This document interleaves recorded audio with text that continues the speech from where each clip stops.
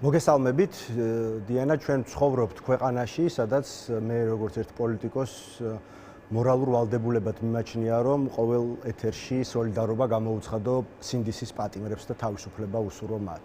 ყოველ ეთერში უსურვო მშობლებს, დუშენის სინდრომის მქონე ბავშვების მშობლებს, რომ წამალი მიეცეთ ბავშვებს. ჩვენ ცხოვრობთ იმ ქვეყანაში, სადაც უნდა მოვითხოვოთ სრული სიმკაცრით, კანონის სრული სიმკაცრით დასჯა იმ ადამიანების, რომელთაც ჩაიდინეს ის დანაშაული, რომელიც ყველამ ვიხილეთ გუშინ, მაგრამ ჩემთვის პირადად ეს არ იყო მხოლოდ ერთი დანაშაულის და მით უმეტეს რაღაცა გადაცდომის სადემონსტრაციო ვიდეო, რომელიც გუშინ ვიხილეთ, ეს იყო აისბერგის წვერი, რომელიც ავლენს სისტემურ დანაშაულს, სისტემის, რომელიც შექმნა ამ ქვეყანაში ქართულმა ოცნებამ. ჩვენ გუშინაც გვქონდა ამასთან დაკავშირებით ბრიფინგი ლევან სამუშიასი, დღეს უფრო მეტი ფაქტის გამოვლენის შემდეგ დღეს მეც მქონდა ამაზე რეაგირება, მათ შორის სამართლებრივი შეფასებაც ისაუბრა თქვენმა წინა სტუმარმაც უფრო დეტალურად მე შევეცდები. რომ ეს წამების კვალიფიკაცია უნდა მიეცეს ამ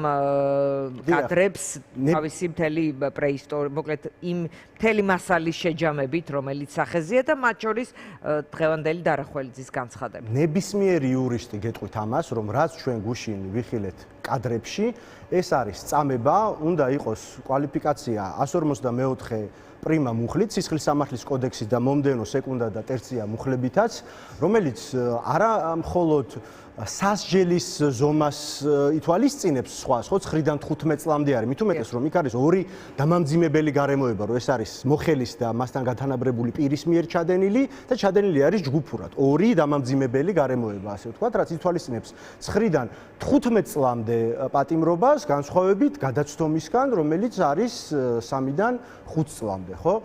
შესაბამისად, აქ არის საუბარი პასუხისმგებლობის ზომაზე, აქ საუბარი არის იმაზე, რომ არის სხვადასხვა კატეგორიის დანაშაული, ბრალად წარდგენილი, რაც უნდა იყოს და რაც არის და არის აგრეთვე საუბარი იმაზე, რომ თვითონ ძიების მსვლელობაზეც ეს ახდენს ზეგავლენას, ხო, მტკიცებულებების გამოკვლევაზე, როგორ უნდა წარიმართოს ეს ყოველივე და რაც ყველაზე მნიშვნელოვანია, აჩენს არასწორ განცდას. თითქოს ეს რაღაცა კანონიერ ფარგლებში იყო კონკრეტული მსვლელობა პოლიციელების მხრიდან და იქ მოხდა რაღაცა გადაცდომა, ოდნავი კონფიგურაცია. ეს საზოგადოებრივ აღქმაზეც რაღაცა ნორმალიზების მცდელობას გადამეტება არის უფლებამოსილებისა და ეს მთელი ეს ამბავი არ ჯდებოდაო. არანაირად არ ჯდებოდა. ზარიაშვილი განმარტავდა არანაირ უფლებამოსილებას განხორციელებს. არა მხოლოდ თუ არ ჯდებოდა, მათივე ოფიციალურ განცხადებებში ირაკლი კობახიძე იქნებოდა ეს თუ დარახველიძე, თავადვე ამბობენ, ანუ რას ადარებენ, გირგვლიანის შემთხვევას რო ადარებენ, იქ რა უფლებამოსილების გადამეტებაზე იყო საუბარი,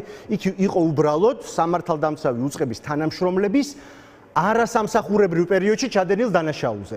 ახლა გაცილებით უფრო მძიმე მდგომარეობა არის, უბრალოდ არ გაუმართლათ, რომ გადაღებული არის ეს ვიდეო კადრებით და სწორედ ეს გვიჩენს იმის განცდას, რომ აქ არის სისტემურ დანაშაულზე საუბარი. ჩვენ ხომ ძალიან კარგად ვიცით, როგორ ქვეყანაში ვცხოვრობთ და ყველაფერს თავი დავანებოთ ბოლო თვეების განმავლობაში. ჯერ რუსული კანონების დროს აქციებზე, შემდეგ 2024 წლის ნოემბერ-დეკემბრის აქციების დროს ასობით დანაშაული იქნა ჩადენილი პირდაპირ ეთერში.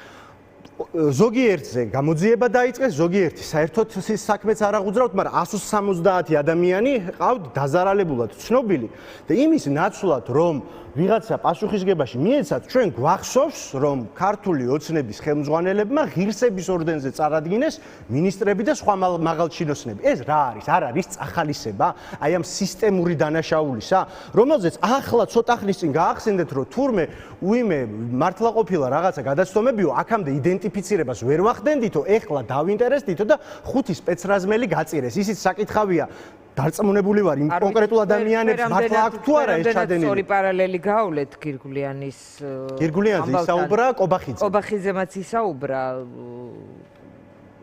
იმ ნაწილში რომ იქ არ იყო რეაგირება და ჩვენ გვაქვს რეაგირება, თქვენ რაღაც სხვა ტიპის პარალელი არ მინდა ხა დეტალი. არა, მე ის თქვი რომ გირგულიანის შემთხვევაზე გადაცდომაზეც კი არ იყო საუბარი თქო და აქაც ამ შემთხვევაში საუბარი გადაცდომაზე არ არის, სამსახურებრივი მოვალეობის გადაცდომაზე კი არ არის, იმ პროცესზე, პროცედურაზე, დაკავების პროცედურაზე. აქ არის გაუსწორდნენ ადამიანს დასჯის მიზნით სავარაუდოდ.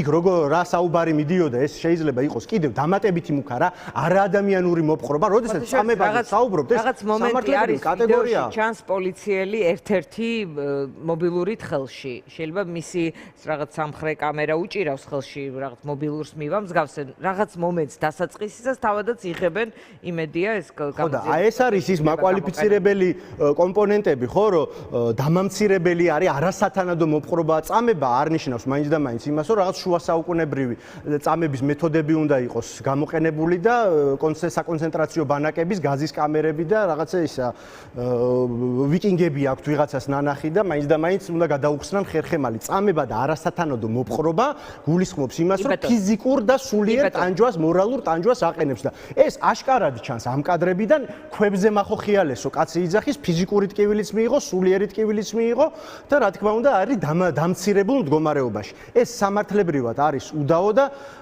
ერთი საკითხი მაგრამ მეორე საკითხი არის რომ ქართულმა ოცნებამ რომელიც თავის დროზე 2012 წელს მოვიდა ციხის კადრებით ხო ყველაზე მნიშვნელოვანი ლურსმანი ხო წინა ხელისუფლების დასრულების პოლიტიკური დასასრულის იყო ის რომ გამოაშკარავდა ციხის კადრები და ყისიერ რეაგირებაზე რომ საუბრობს კობახიძე გვახსოვს რომ რამდენიმე საათში მიხეილ სააკაშვილმა სასჯელ აღსრულების მინისტრი გადააყენა და სახალხო დამცველი დანიშნა მის მაგივრად მაგრამ არ უშველა მაშინ ეს სააკაშვილს ამ ჟესტმა ხო იმიტომ რომ იყო სისტემური დანაშაული მაშინაც და სისტემურ დანაშაულზე საუბრობთ დღესაც კვალიფიკაცია უნდა იყოს აქცია ხდება თუ არა აქციებზე. პოლიტიკური პასუხისმგებლობა მინისტრის ან უშუალო ხელმძღვანელის დონეზე უნდა იქნეს აღებული. ამ ადამიანებმა რატომ მოვყევი მე ღირსების ორდენზე წარდგენის შემთხვევები.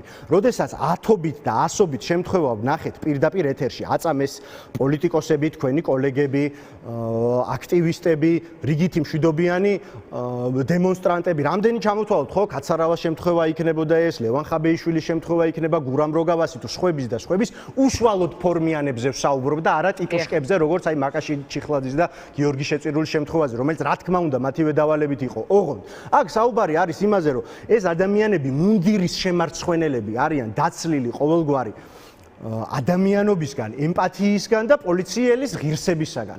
აი მათ მიერ ჩადენილ დანაშაულებზე გვეუბნებოდნენ, ჯერ გვეუბნებოდნენ, რომ არაფერი არ მომხდარაო და პირიქით დემონსტრანტები ძალადობდნენ და მე 2 წლის თავზე გვეუბნებიან, რომ უი 5 სპეცდაზმელი თურმე მართლა ყოფილა იდენტიფიცირებული და ეს იყო რაღაცა საჩვენებელი, რაღაც ბარტყის გადაგდებას გავდა, ისევე როგორც ეს 5-6 ადამიანი რომ დაიჭირეს მსუბუქი მუხლით, მაშინ როდესაც 6-ზე მეტი პირია იქ ჯერ ერთი არავინ არც გამოესარჩა, არც მაგის კაცობა იყო, არც მაგის გამბედაობა იყო.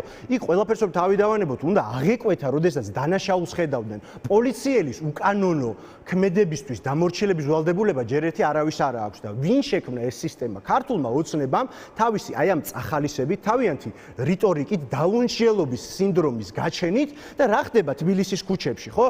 აი ეს თვითნებობით თავგასული პოლიციელები აჩერებენ არასრულწლოვნებს, რამდენი შემთხვევა არის ჩხრეკენ ყოველგვარი საფუძვლის გარეშე, ყოველგვარი პროცედურების დაცვის გარეშე. აი უბრალოდ უნდათ ჟარგონზე რო ვთქვათ, აი ხოში აქვთ, რეიდი აქვთ, იქ გაჩხრეკვის საფუძველი არ არსებობს. მე იტყვე რომ ოპერატიული ინფორმაცია იყო, ამაზე ეშინიათ, რა თქმა უნდა, არასრულწლოვნებსაც ამის გამჟღავნება მშობლებს არ ეუბნებიან და აი ეს შიშის სინდრომი უნდათ რომ დანერგონ. ასეთი ტიპის მახინჯი პოლიციური სახელმწიფო შექმნა, სადაც არავინ ისჯება და პოლიტიკური პასუხისგებლობა, ბოდიში, აი ამას დავამთავრებ, უნდა აიღოს ყველამ, ვისი დავალება დაკვეთითაც ნებართვით თუ უბრალოდ დუმილით დღეს ჩვენ გვაქვს ეს მახინჯი სისტემა, რომელიც ეხება პირდაპირ საზოგადოების კოლექტიურ ღირსებას. კი ბატონო, ეხლა გორს ჩავთავთ, მანამდე მინდა გკითხოთ ამერიკის სახელმწიფო დეპარტამენტის წარმომადგენლები მართავენ შეხვედრებს თქვენი თანაგუნდელებთან ქონდა თუ ცოტა ადრე დღეს ეს გაგრძელდა ცოტა ხნის წინ მამუკა მდინარაძემ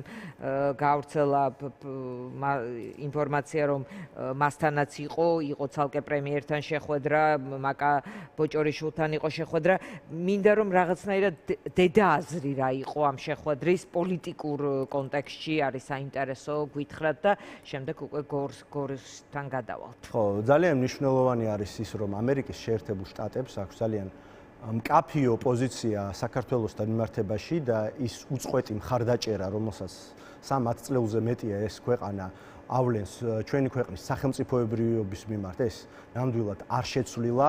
ჩვენ ძლიერი საქართველო ლელო ცოტა ხნის წინ, როდესაც საუბრობდით დიდი შესაძლებლობის ფანჯარაზე, ხო? ტრამპის ადმინისტრაციის პირობებში განსაკუთრებით, ხო? რაც ხდება ჩვენს რეგიონში. ეს არის ეგრეთ წოდებული ტრიპის გზა, ხო? სომხეთ-აზერბაიჯანის სტრატეგიული პარტნიორობა. უნდათ სურვილი აქვთ, რომ იყოს საქართველოც აი ამისი ნაწილი. თუმცა ქართული ოცნება ამისკენ ბუნებრივია ნაბიჯებს არ დგამს. რაც შეეხება იმ პარტიებთან დაკავშირებით მოგახსენებ, ძალიან მნიშვნელოვანი არის ჩვენი ამერიკელი პარტნიორებისთვის, რომ საქართველოში არსებობდეს ნორმალური და მინიმალური პოლიტიკური პროცესი, რაც გულისხმობს მათ შორის იმას, რომ პოლიტიკური კლასი, პროდასავლური პოლიტიკური კლასი უნდა იბრძოდეს ყველა კონსტიტუციური მეთოდით, განსაკუთრებით არჩევნებით. არ დაგიმალავთ და პირდაპირ ითქვა, რომ ბოიკოტის კამპანიით, რომელიც პოლიტიკური კლასის დიდმა ნაწილმა აწარმოა გასულ წელს, ისინი ამაში აზრს ვერ ხედავენ და თუ 20-25 არჩევნების შედეგების ბოიკოტში ხედავდნენ ის არჩევნების ბოიკოტი სხვა არის და კონკრეტული ბოიკოტი როგორც პოლიტიკური აქტი პარლამენტის ეს ორი სხვადასხვა რამ არის, თუმცა მნიშვნელოვანია რომ პოლიტიკური პარტიები უნდა წარმოადგენდნენ ხალხს იმისთვის, რათა ხალხის სახელით ისაუბრონ და მიიღონ მონაწილეობა პოლიტიკურ პროცესში და მათ შორის ესაუბრონ ჩვენს დასავლელ პარტნიორებთან. ასე რომ ბოიკოტთან დაკავშირებით არის ძალიან მკაფიო პოზიცია, რასაც ჩვენ ვიზიარებთ, რომ უნდა ვიბრძოლოთ არჩევნებისათვის. უფრო უკეთესი სამართლიანი არჩევნებისთვის არ განიხილება, რა თქმა უნდა, პოლიტიკური პატიმრების გათავისუფლება და მნიშვნელოვანი არის ის, რომ ყველა ბრძოლის ველი იქნას გამოყენებული.